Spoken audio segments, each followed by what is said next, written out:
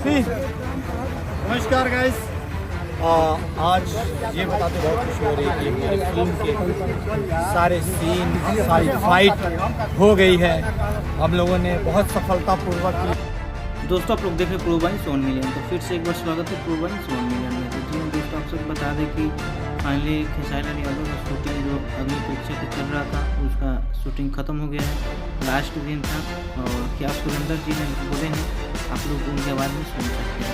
उसके बाद big thanks to Khesari ji, Akanksha ji, Neelam ji, all the artist of Agni Pariksha, और उसके बाद all the technician of Agni परीक्षा।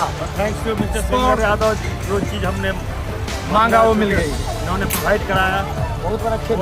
ऑफिस में जाके क्या बोलेंगे दूसरी बात है, लेकिन यहाँ पे मिला। स्कोर दादा टीम से लेकर सारी टीम, हर वो छोटे लोग, सुमित, अमरेंद्र, सब और बढ़िया है। जितने भी लोग हैं इस फिल्म से, जितने भी लोग जुड़े थे उन सभी का बहुत बहुत धन्यवाद, जिन्होंने हमें इस फिल्म को कंप्लीट करने के लिए इतना साथ दिया।